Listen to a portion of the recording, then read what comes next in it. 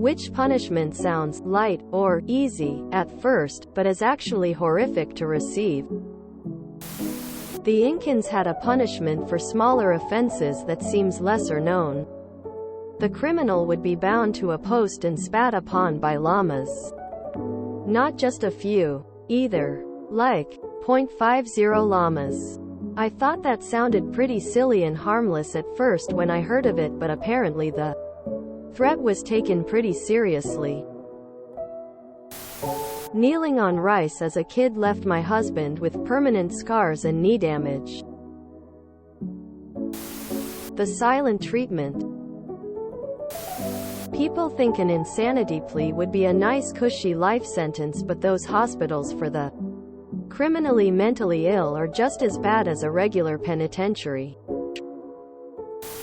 Kneeling on grains of uncooked rice. When my high school's district banned paddling, spanking as punishment, they switched to something even more effective. Billy rags. They're just rags that have been wiped all over male goats in rut. Goat farms sell them for goat breeding purposes. Lady goats love them. If you acted up, you'd be sent to the VP's office. He'd take you outside. Wouldn't dare to open the jar indoors. He opened the jar with the rag in it, and you'd have to stick your nose in there and inhale for 60 seconds. Let me tell you, bullying and hazing went way down. A diet of bread and water. Apparently it really messes with your bowels and become incredibly painful. The stocks pillory sounds like it's a pretty mild punishment until you realize that it's actually an act of throwing someone to a mob for community justice, and that people were frequently tortured, maimed, and killed as a result of being placed in them. This is doubly concerning given that it took basically nothing to get placed in the stocks. My grandmother used to make me kneel on a coiled-up leather belt. After 2 minutes it became excruciating. Solitary confinement. Being sentenced to listen to a same song over and over on a loop. Seems fine since I do this anyway, but when it's forced onto you and you do not have a choice, that becomes a different story. The classic, holding your rifle over your head punishment. Fucking torture. You ever have to peel an entire bag of sunflower seeds? Like no stopping? No thanks. As children we would often be made to stand on our tiptoes when we were in the corner. The pain was excruciating after a few minutes, and if we stopped then our timer was reset. Waterboarding at Guantanamo Bay sounds like a nice vacation if you have no idea what either of those things are. Learned this one from a friend. She was a history student.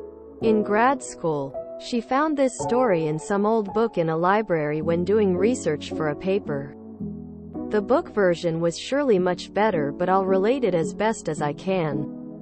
I have mentioned this before on here, but it's a pretty perfect story for this question. There was some European king in the late Middle Ages. He really liked his dogs. He had several dogs, staff on hand to train them, and demanded that they be shown the highest respect, even more so than the dukes, other members of his royal court. He would also allow them free rein to roam around even at fancy banquets. And God help you if you denied them some of your food.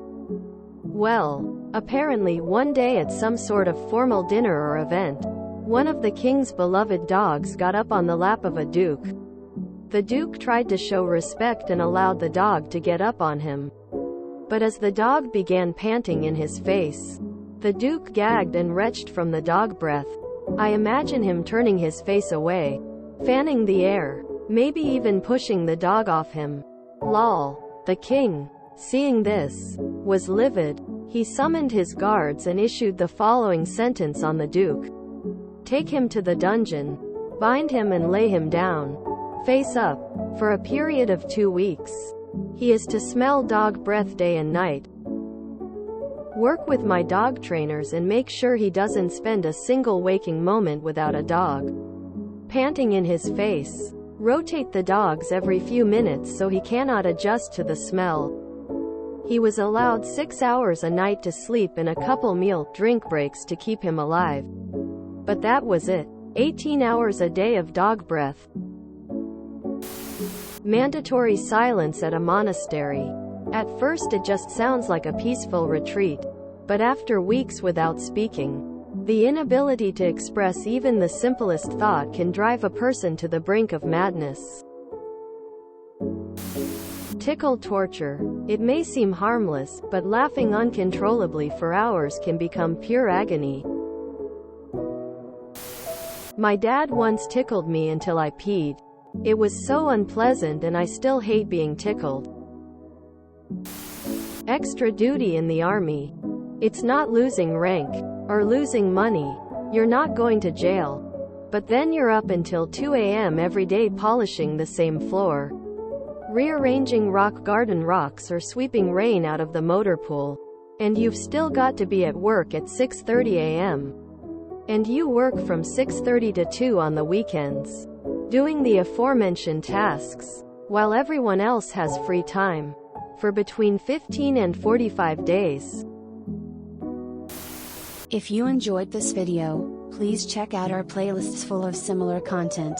Epicaricast is like doom scrolling for your ears. Please like, share, and subscribe.